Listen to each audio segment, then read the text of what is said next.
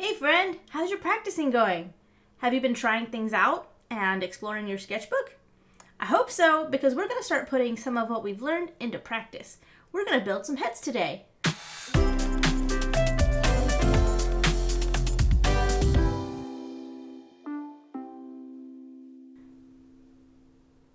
Alright, let's just get right into it. Let's start with the skull. Wait.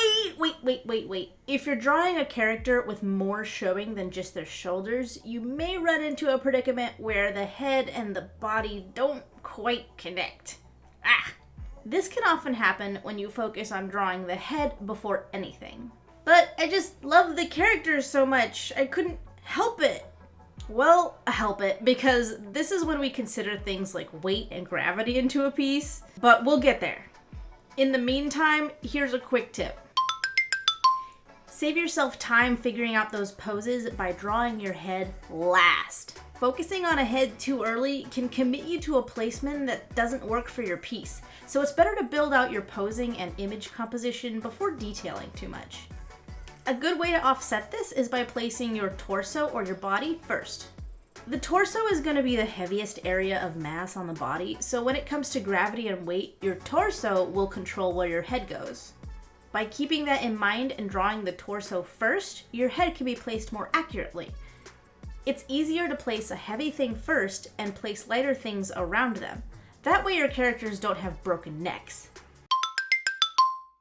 So with that in mind, we're going to draw just the heads today. Don't worry about drawing bodies. But if you do, draw the bodies first. So remember that this is practice. We're not worrying about creating some masterpiece today. We're just focusing on strengthening those brain and arm muscles through repetition. Repetition gives us the opportunity to try many different things and really hone in what works for us and our style. That said, if you find yourself honing in on one of your practice pieces, take a note and feel free to finish it later. During these exercises, though, I do urge you to focus on speed and repetition. There will be a time to build out the pieces you like, but do it after the exercises are done. We've got to compartmentalize our focus, you know. So let's get ahead of things. What do you need to build out the head shape? The recipe is pretty simple. Just basic shapes and a reference if you can get one. Let's start this off easy with a canine. Sorry, Dutchies, we'll come back to you later. So before you start, decide on what direction your character is going to be looking. You'll need to know because you're going to be drawing guidelines that are going to point your character in that direction. So we need to know where those guidelines go. Today we're going to practice drawing our head shape in a few different views. So to start, draw a circle as the main mass of your head. After that, go ahead and set those guidelines down. If you're not sure how to place your guidelines, I've got a video on that here and in the description. Next, we're going to use our guidelines to form the base of the muzzle. We're going to start with a square shape to make it easy. I'm going to line this up with our guidelines to give us a place to start. Now, we're going to overlay that square shape over the form of the circle, following the guidelines, following the shape and the curve of the circle. Now, find the corners of that square we just placed and bring them out. Connect the dots, and voila! We have a base shape. Let's try this exercise in some different positions next. Main mass, grid, box. Main mass, grid, box. Main mass, grid, box. Something to note is that the angle of the muzzle will change depending on the type of species you're drawing, but this circle box setup is a good place to start for most characters. And congratulations, you have your base structure. Great. Now, how do we apply this shape to some of the other views? If you're having a hard time imagining things in your mind, that's okay. It takes practice, so you may need to find a way to do that outside of your head before you can do it inside your head. One thing I like to do is to create my own references in real life. I'll get something malleable like my putty eraser.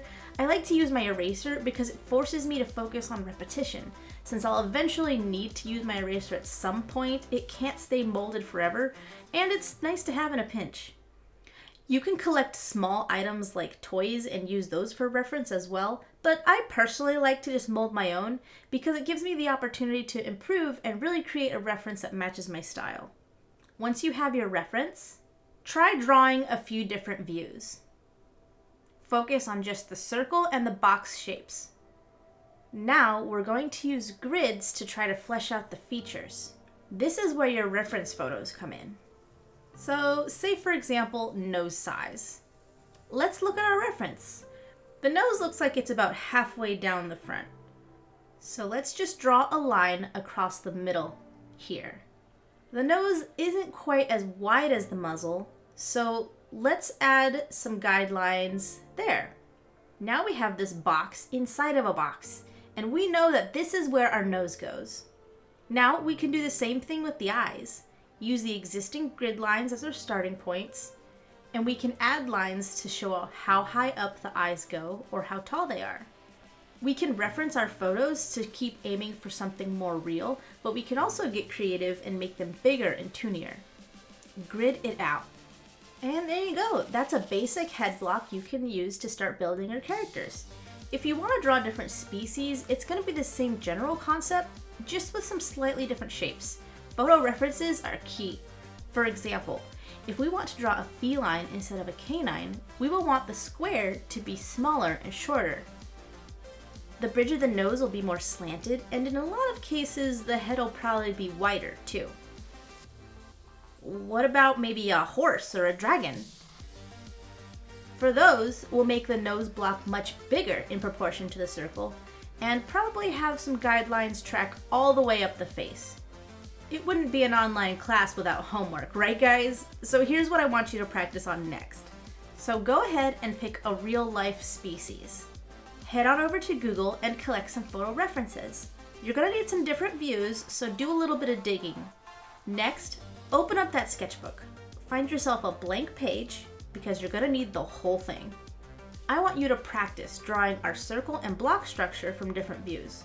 Start by drawing 9 circles on your page. Give yourself enough room between each of them that you can work on them and build each one out. You can do this exercise as many times as you want, with as many characters as you want, but let's try to keep the same species on one page, just to kind of help you really drill those species shapes into your head. All right, keep at it, and I'll check back with you soon. I want to see how your homework is doing. So if you feel like it, go ahead and post it online and tag me so I can see it. All right, that's all for today. Good luck on your practice, and I can't wait to see how you improve. Remember to hydrate, eat right, and get 8 hours of sleep a night. I'll see you later, friend. Bye.